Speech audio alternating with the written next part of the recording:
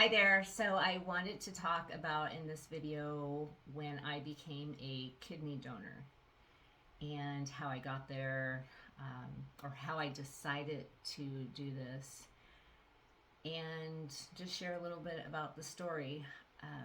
If you're new to my channel, welcome. This channel is about the Lord, and I like to share Bible verses, and I really like to share about how God really changed my life, how He's probably changed your life as well. And it's a complete 180. So it's very surreal to me to this day, but I know it's because of His love and His strength that strengthened me and helped me to become a better person. So if you're new to my channel, welcome. In 2016, I donated in 2017, but late 2016, I'm a pet sitter, so you're probably going to hear doggies barking. And I'm not someone that stops and edits videos. I probably should, but I don't. I just go straight through. Late 2016, my sister was diagnosed with stage 4 liver disease. Yes, stage 4 liver disease. And she was looking for someone to donate part of their liver. And she was asking a bunch of our family members. And at the time, I was so busy with what I was doing in my own life, but I knew that this was going on, and I was kind of like, well, why didn't she ask me? And so I asked her, and she's like, well, I didn't think you would do that for me because that's the old me. Like, the old me before knowing and loving God, I would have been like, no, forget it. I know I would have been. I would have said, oh no, heck no. Oh my gosh, that's scary. I would have been someone that was like that. But I told her, I said, of course I would donate for you. And so we went through all the testing. She was very surprised that I said that. But we went through all the intense testing. They test you for 2 days, and I tested at UCSF.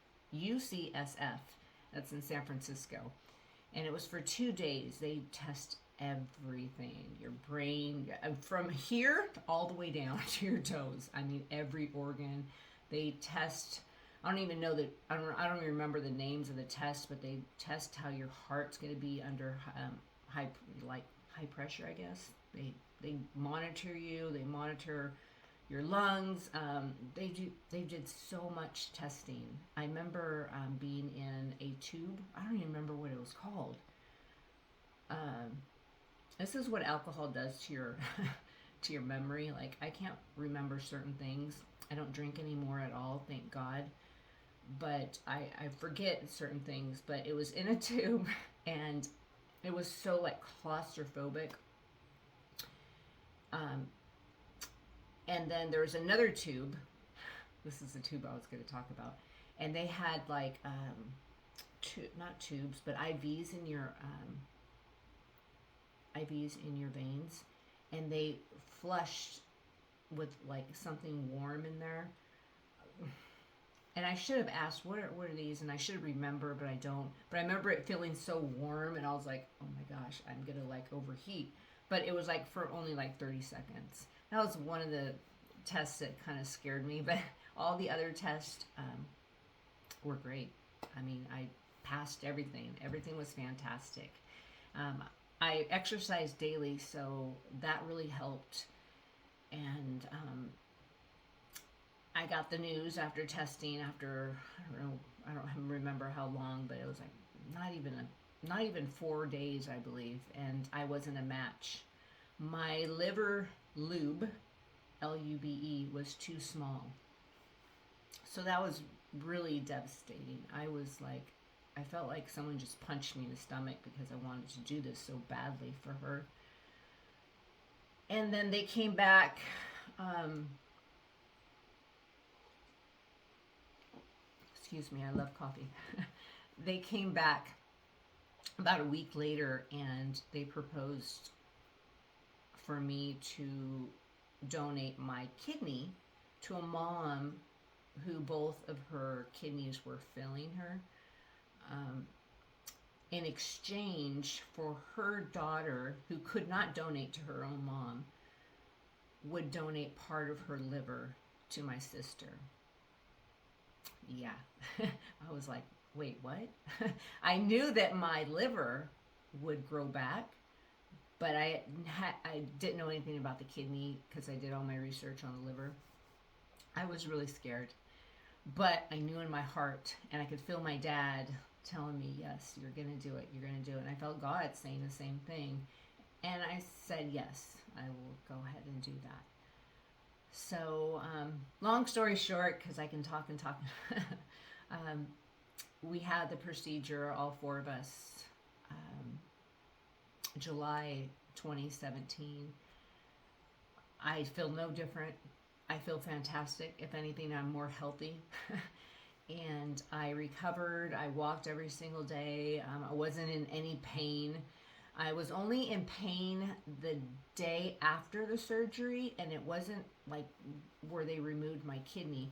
It was my head from all the medications and I believe all the stuff that they put in you when you have the surgery. I felt like my head was going to explode. I felt like I had the flu. And as soon as I got out of that hospital and like fresh air was on me, I felt so good. And I went home and I slept and I got up and I walked every single day.